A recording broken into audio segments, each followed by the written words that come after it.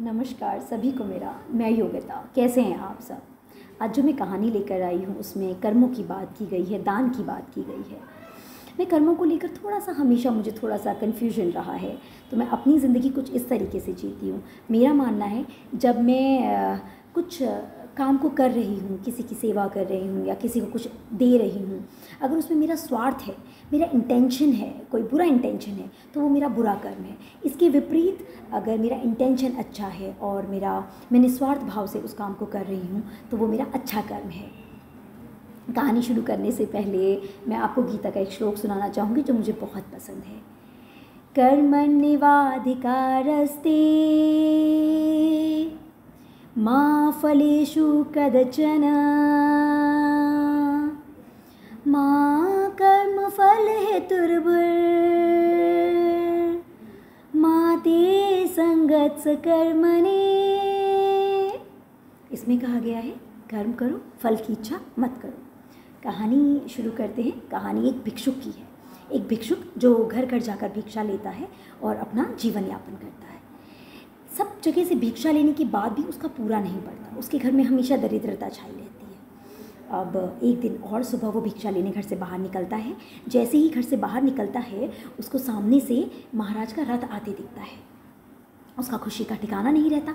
वो कहता है भाई आज तो महाराज आ रहे हैं सामने से और अब तो मुझे महाराज भिक्षा देंगे। और वैसे तो मुझे मौका मिलता नहीं कहीं महाराज से भिक्षा लेने का, क्योंकि जब भी महल में जाता हूँ द्वारपाल सैनिक मुझे रोक लेते हैं। आज तो सामने से साक्षात महाराज आ रहे हैं और अब तो मुझे भिक्षा मिलेगी, पूरा महीना मेरा अच्छे से कटेगा। और महाराज भी आते हैं, सामने से महाराज आते हैं। महाराज का रथ रुकता है और महाराज नीचे उतरते हैं और वो महाराज भिक्षुक के पास आकर भिक्षुक के बोलने से पहले ही भिक्षुक के आगे हाथ जोड़कर खड़े हो जाते हैं और कहते हैं भिक्षुक आज मुझे तुमसे भिक्षा चाहिए। भिक्षुक बड़े ध्यान से महाराज को देखता है और कहता है महाराज मैं आपको क्या भिक्षा दे सकता हूँ, मैं तो खुद भिक्षा लेकर अपना जीवन यापन करता हूँ। तो महाराज कहते हैं भाई आज तो आपको मुझे भिक्षा देनी ही पड़ेगी, क्योंकि जो मेरा राज्य है वो संकट में है। और जो हमारे यहाँ के ज्योतिषाचार्य हैं उन्होंने बोला है कि जब मैं एक दिन अपना राजपाट छोड़कर पूरे गांव में घर घर जाकर भिक्षा लूँगा तभी हम इस संकट से बाहर आ पाएंगे। भिक्षुक तो भाई बड़ा परेशान हो जाता है। वो मरता क्या ना करता, उसको तो भिक्षा देनी ही है। अब वो क्या करे, बड़ी मुश्किल से वो एक दाना चावल का निकालता है और महाराज को देता है। महाराज भी दोनों हाथ फैलाकर वो दाना चावल का लेते हैं और उस एक दाने चावल का 100 बार उसको शुक्रिया करते हैं और आगे बढ़ जाते हैं और पूरे गांव में सबसे भिक्षा लेते हैं और शाम को अपने महल को चले जाते हैं। पर यहाँ जो ये भिक्षुक है जिसने एक दाना चावल का दिया है उसका पूरा दिन खराब जाता है। वो दुखी रहता है कि मैंने एक दाना चावल का आज महाराज को दे दिया। बस इसी चिंता में, इसी दुख में वो अपने घर को वापस लौटता है। और जब अपने घर जाता है अपनी पत्नी को बुलाता है और वो जो भिक्षा का उसका बर्तन है वो अपनी पत्नी को दे देता है।